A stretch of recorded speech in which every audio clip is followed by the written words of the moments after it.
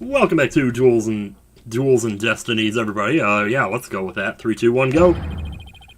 This blackmail letter was found in Alderman QB's pocket. So last time we found out something about the murder, there was just a bunch of crap, you know. If you're watching this in sequence, you already know. If you're not, maybe you should go catch up first. At present, the Alderman's wife is in the hospital. In that letter is clear evidence the mayor was blackmailing him by threatening her life. Wait, didn't the blackmail letter sent to Mayor Tenma go missing? Yeah, it was in his suitcase, and he said, like, it just wasn't there suddenly.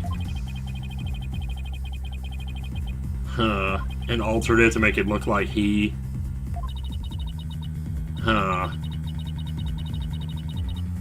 Well, that would be bad, though. Talk about being up the creek without a paddle. That's a nice way of putting it, Apollo. That's a nice way of putting it. That's what I almost said, so I decided to make it officially what I said because I'm stupoid. Mayor Tenma would have made a clean getaway if he had just left after planting the yokai things. But he was knocked out cold by his sudden decision to kill the Amazing Ninetails. So it was the Amazing Ninetails' counterattack that brought the entire crime to light. Wait a sec. Wright's claiming that the mayor killed the alderman after planting the yokai evidence. After planting it? And that the mayor was knocked out cold immediately after that. Something ain't right here. Detective Fulbright, please add your previous statement to your testimony. I'm not sure what it is, but sometimes you can just feel it. Mayor Tenma killed the sleeping alderman after planting the feathers and tracks. I don't think I need... Oh, I'm gonna press it anyway. Oh, I just yanked my headphone out of my ear. So let me get this straight. You believe the mayor planted the yokai evidence before the murder, not after? Absolutely! And then he was knocked out cold by the alderman's last punch. He wouldn't have had a chance to plant the evidence after that. Actually, that makes sense. But something still isn't right. Yeah, really. Oh, we have to do something, Apollo, before they pin it all on the mayor. And we're gonna need to prove that Mayor Tenma didn't plant that yokai stuff. How are we supposed to do that? With luck! No. This entire case centers on one man's attempt to crush opposition to the municipal merger. Mayor Tenma panicked? Alright, the one we just added, right here. Let me see. What's in the photo? Says he planted those after. Wait, you're saying he killed him after planting the feathers and tracks. But it looks to me in the picture like the feathers are on top of the blood, doesn't it? Like the feathers were planted afterwards, is that it? Objection! Yeah, I think we got it. Detective Fulbright, your sense of justice is anything but fair. You know it. What's this? You dare question my justice again? I do. Because my name is Justice. I would know more about it than you would. And I'm going to prove it to you. Take a look at this graph. This is the crime scene photo. And just what does this prove? It proves when the feathers and tracks were planted. That's what it does. But I already told you they were planted before the murder. The defendant planted the stuff and then was knocked out killing his victim. Nope. But that would be impossible. You know why? If you look right here, it's clear when the feathers and tracks were left at the scene. Oh, you're actually going to let me point it out, aren't you? Right there. Right there! Aren't you just pointing to the yokai feathers and tracks, Mr. Justice? Yeah! Of course I am! See how the feathers are on top of the blood, and the tracks were made in blood? In other words, the yokai evidence could have only resulted after the murder. Then the mayor must have planted the evidence after killing the alderman. That's what I just said! But you said it yourself, the mayor had been knocked unconscious thereafter. There would have been no time for him to plant any evidence at all. Therefore, aha! There must have been someone else besides the mayor and the alderman at the crime scene. Arrgh! Okay, I can already see where this is headed. I can already see it, because now we're going to bring up the thing where she saw the bird in the hallway and it's going to be like, oh, who was that? Oh, smash that gavel! I was about to go a little crazy there. Where's your evidence? You can't possibly have any, can you? I have 15 pieces of it, good sir. Evidence? Well, 14. And my badge. I have evidence. In fact, I have an eyewitness testimony for you. You do? But how? Like the... Oh, don't give up. It's okay. Was my vaunted sense of justice really just half-baked? Yeah, have you ever seen the back of a $20 bill? On weed? He's taking this really hard. Yeah, well... I'm not going there. Mr. Justice? What is this testimony regarding a third party you claim to have? Oh, I got it right here for you. It's a sworn testimony, Mr. Well, it wasn't sworn. She kind of just told us on the streets. Yep. This music, though. Getting some serious 80s vibes off of this. He's the source of those feathers and tracks. Wish we could have just brought that up in the first place. Even Blackwell's gone silent over that one. No, is Gumshoe gonna come running in here now? I'm just standing there frozen with my pointed finger. Everybody's shocked at how dumb I am. The defense will explain to the court exactly what he means. You dare to mock this court and justice itself? You're unfit to bear your name, boy! Your baldness, it appears all defense attorney here is delirious from exhaustion. Nope. Apollo, think of something quick before you're held in contempt of court. What do you think I'm trying to do? I'll tell you. Before you decide whether I should step down, please, hear me out. I'll cook up something... Very well, Mr. Justice, I'm all ears, but you better explain yourself well. What was this yokai you were talking about? It's all in this statement here. Jinxie Tenma asserts that she saw Tenma Taro. I mean, you know, the fact that her dad is named Tenma, and so is the monster, I can't shake that, you know, like, it keeps making me think, well, he must be the one who's dressed up as Tenma Taro, and they're both friends, and they play this act all the time, or so, I don't know. After she discovered the crime scene and called the police, she went to leave, but then, just like those scary characters in Danganronpa, he turned the corner. Ooh. The defense asserts that whoever was impersonating this monster is the one who left those feathers and tracks behind, intentionally or otherwise. What? How incredibly unjust! Why haven't I heard about this before? The defense just proved there was someone else. Since Mayor isn't the killer, was it all a setup? The prosecutor is a convicted felon, after all. Apollo, the momentum is shifted in our favor. Good! Now let's keep it that way. Objection. Fire a warning! Whoa, did you see that animation? Like, each letter came in one at a time. That was so cool. I don't know if it always does that, and I just didn't notice it till just now. Little do you realize that though you are in the midst of a fray, your sword is broken. Well, at least I still have my bracelet, and didn't know I had one to break. Are you implying there's a problem with my claim? Yeah, it's fraudulent. Consider this. If that yokai impersonator had indeed fled toward the foyer, that fool in that fop would have seen him. Yeah, if they weren't in there watching their wrestling matches or whatever. What do you mean Filch and LaBelle? Well, now that you mention it, Both Phineas Filch and Florence LaBelle were in the foyer at the time, but they haven't stated that they saw a yokai, have they? Did you ever consider that yokai was but a figment of a sacred little girl's imagination? Scared, I mean. Oh, why didn't those two see the Tenma Taro impersonator pass by? Why don't we ask them ourselves? I was just about to say that myself. No, really, I was. Your Honor, I call Samantha Cole to the stand. Mrs. Cole, if you dare. I suppose we can't ignore the fact that the little girl believes she saw a monster. I trust you have no objections to Mr. Justice's request, Prosecutor Blackwell. A nap. Well, there you go. I knew that Tanuki was a rare find, but when we captured him, I didn't think he'd end up a witness. Do with him as you will. Did he just say captured? Oh, wait. I don't want to know. Well, they were saying earlier, Filch was saying something about, oh, we're gonna prep our statements, you know, and all that crap. So, I assume that's what we got going on here. Hi there. Will the witness state his name and occupation, please? The name's Filch, Phineas Filch, caretaker of QB Manor. Oh, and, this is for you, your lordship. Just a little something I thought you might like. What? Dude, that's the detective's shoes! Ugh! Man! Is that gonna be important? I really hope not. Don't tell me Filch stole them again. Oh, they stole them while he was on the witness stand. They're all yours, your honorship, sir. What? But they seem awfully expensive. Yep, too expensive for me, but I reckon they'd be perfect for someone like your honorship.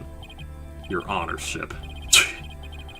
It's a kind gesture, but legal ethics dictate I can't accept such gifts.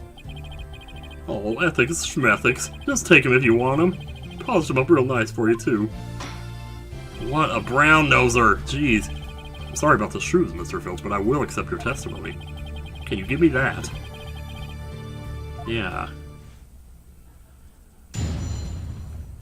Oh man, I got a feeling, I don't know just yet, but they keep making references to this, and I've been wondering why. At the time of the murder, I was on guard duty in the foyer, just like Mr. QB asked. I was making sure no one, fair, foul, fishy, or otherwise, could get our guest. I was still in my office, keeping a good watch when the murder happened after 3 p.m., but I didn't see nothing out of the ordinary, no siree. Huh. That yokai you keep jabbering on about was but a phantom of a little girl's dreams. So of course you didn't see him. So you're telling this court you never saw anyone dressed up like Tenma Taro? Yup, was guarding the whole time. That's the truth, the holy truth, and nothing but the truth. And Tenma Taro, you don't really believe in all that yokai mumbo-jumbo, do you? I certainly don't. What? Oh, there it is. Nice. Oh, nice pose. Something the matter, Apollo? It's happening. Mm-hmm. So you think Mr. Tanuki, Filch has been lying to us? I wouldn't rule it out. Now, if I could just zero in on Attell. Some sort of nervous habit. Like what he's doing right now. Holy jeez, man! What the heck? What's a hawk doing in here? Oh my god. This is awkward. Allow me to introduce my trusted cohort, Taka. He seems to have taken quite a liking to the courthouse. Made it his new home, in fact. Wow. He doesn't live with you, you know. In jail? Who's ever heard of a courthouse bird? Well, who's ever heard of a jail bird? Oh, man. Taka simply loves trickery and fraud. And that queer pal of yours seems to have offended my dear bosom buzzard. Man. Oh, no, that's not fair. That's not cool, dude. Judge Judy would not stand for this. What the heck's going on around here? Run for the hills!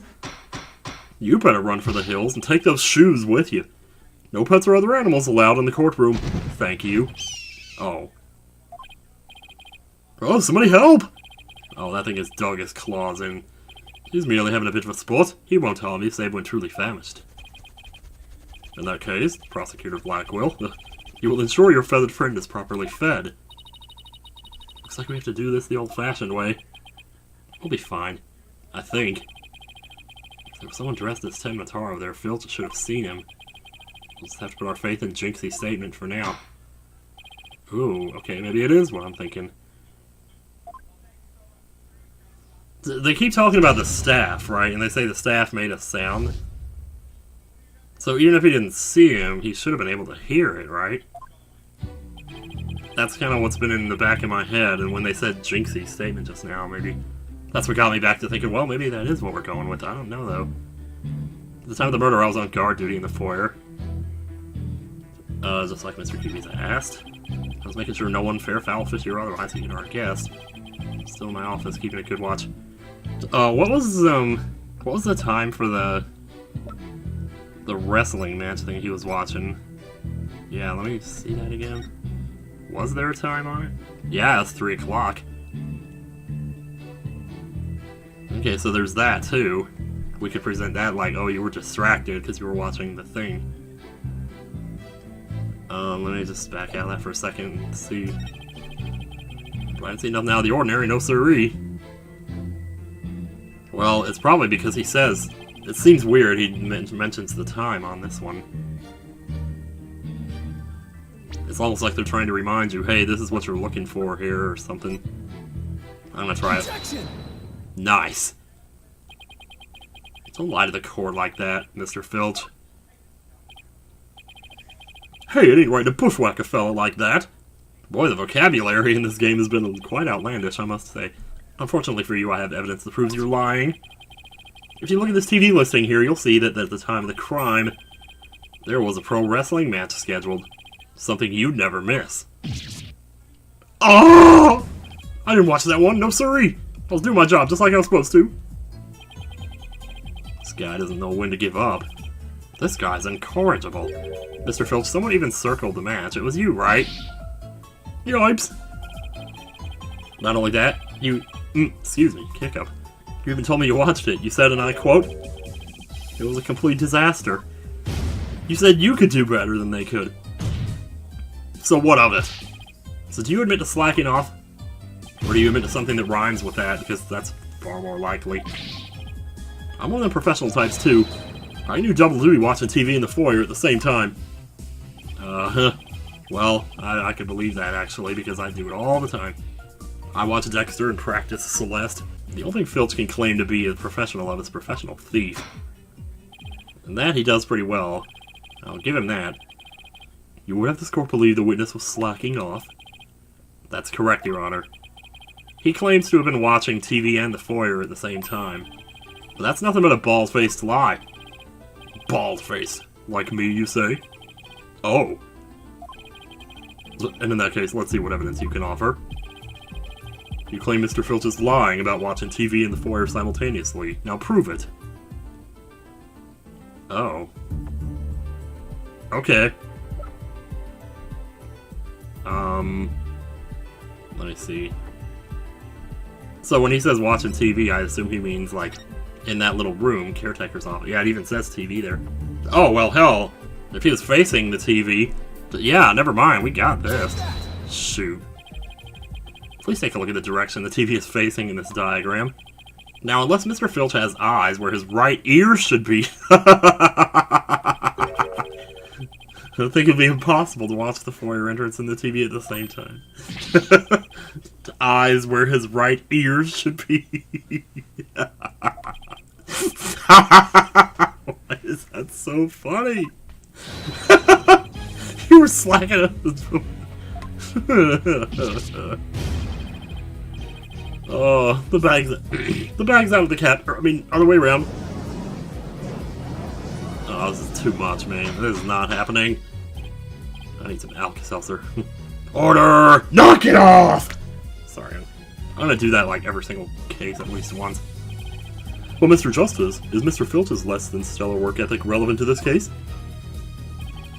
It's very relevant, because while he was slacking off watching TV, there really could have been a Ten Mataro impersonator in the foyer. Objection. Okay, it didn't do that time, with a one letter at a time objection thing. Whoa, did something just happen to the sound? The sound just changed. Like, in my ear. No, what happened? Granted, this Tanuki was lax in his duties, but he still had the foyer entrance covered. What are you talking about? Oh, here he goes. Oh, so cool. This. I'm not a mind reader.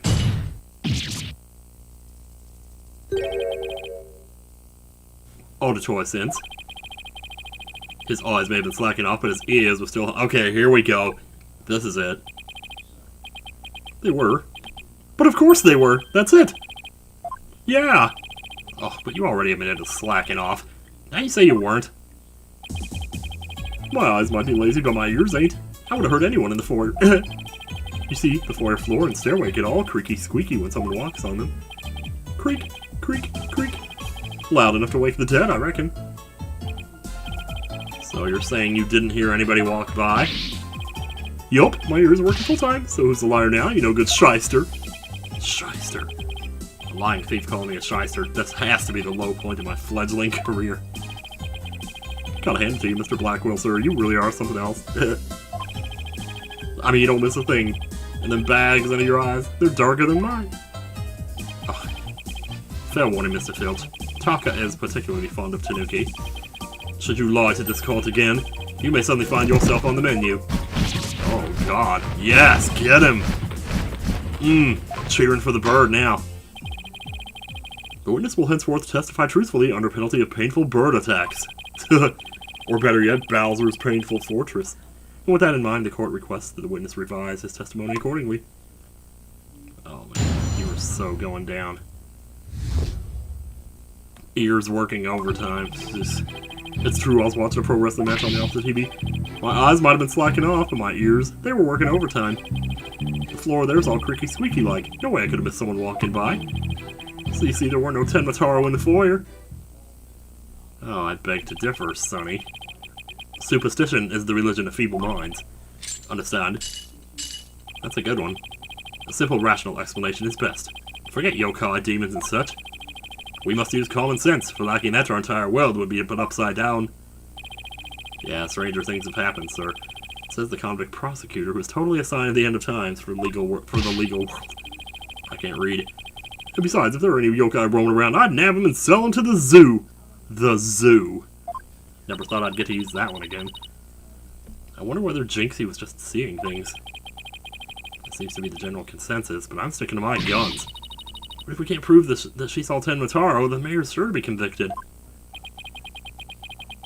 We better hope my guns fire bullets, not BBs. Okay. The defense may cross-examine the witness. And away we go. Ooh. Take a drink for this one, baby, I'm gonna tell you. Yeah. Office TV. Your eyes might have been slacking, but your ears, they were working overtime. Floor there's all creaky, no way I would have missed someone walking by. There were no Tenmataro in the foyer. Well, I mean, he says here the floor's creaky. So it's kind of beside the point of what I thought we were going to be doing here. That might be the next step after, though. I don't know. See, there were no Tenmataro in the foyer. I don't know whether I should, like, this one. Nah, I could try pressing, I suppose. Hold it! Let's see. So you got pretty good ears, Mr. Filch. As good as they come, I'd say. Ain't nothing to hear a creaky floor. Oh yeah. Plus, that Tenmataro makes a sound when he goes by. It's like a jingle jangle. Oh. So he's admitting the guy makes a sound. I thought his play was going to be that he wasn't carrying the staff or something.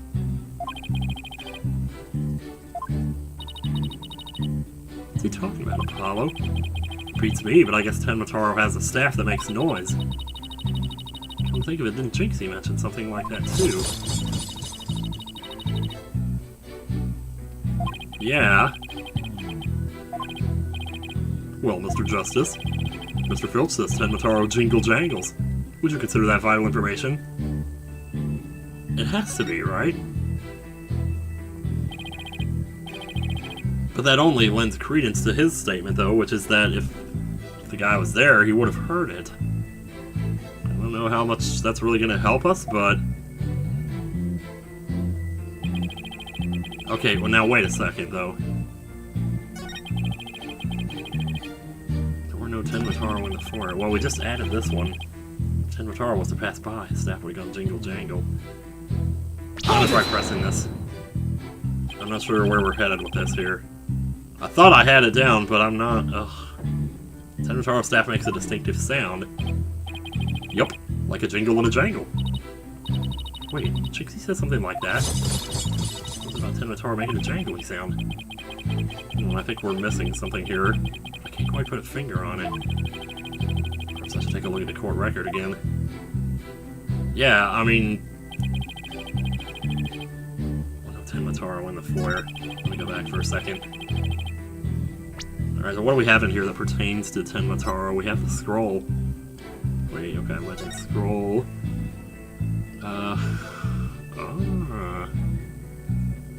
Okay, he doesn't have the staff on the scroll. Is he normally not supposed to have it? Document showing what Tenmataro looks like. It seems those who foolishly choose to depict the demon are cursed. Okay, Objection! I think I know what's going on here. Oops, I just did it again! Just yanked my headphones out of my ears. Tenmataro's staff would make a jangly sound, you say? Well, I'm gonna say that your story doesn't add up. Is there something the defense would like to share with the court? Mr. Filch, you say that you didn't see Tenmataro on the day of the incident. Why did you assume now that Tenmataro would be holding a staff? Huh? Jinxie's the only one who said that, though, isn't she?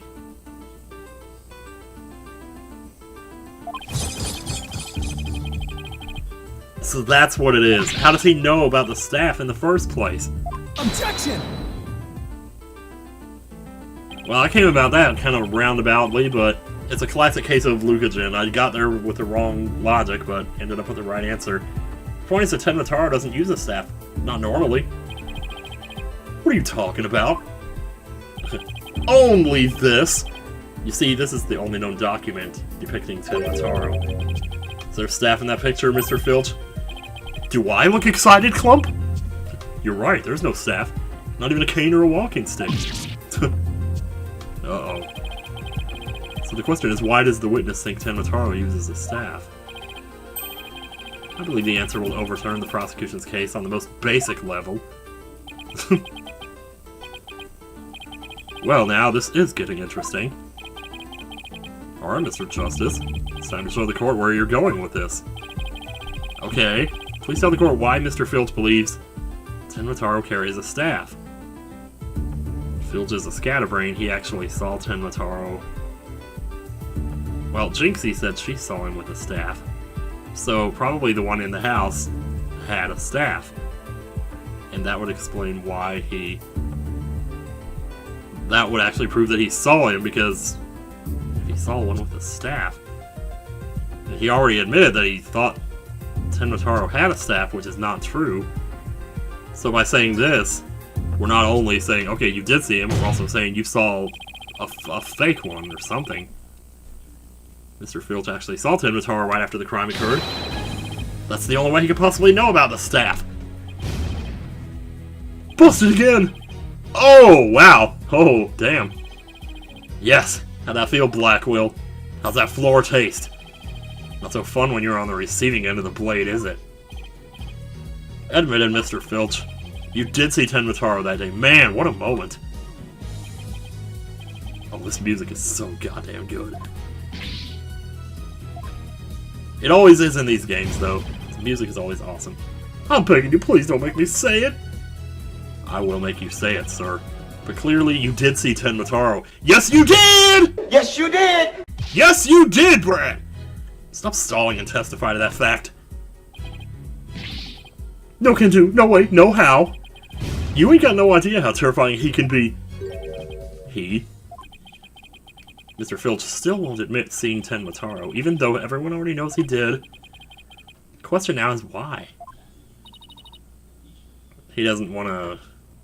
Well, the scroll said something like, if you misrepresent him, you get cursed, which makes me worry for Jinxie, but... But then again, it's a classic case of, oh, somebody's trying to, you know, lead him like herd to a slaughter or something, you know? Like, you're not really gonna get cursed if you foolishly depict him. But it's funny that Jinxie would... I don't know, maybe she's figured it out, that it's not real. And she's just playing the part so that... You know, so that we don't go in and talk to the other people and say, oh, well, that girl outside seemed reasonable, and then they figure out that she had figured them out or something. Anyway, Mr. Filch is scared to death. Is that why I can't admit the truth? Come to think of it. They say you must not gaze upon Tenmataro. But in the event that you do, look, and then tell anyone what you saw, there you go. But she did it anyway, though. She told us she saw him. Jinxie wouldn't admit to seeing Tenmataro after hearing about the village superstitions, but she doesn't believe in them.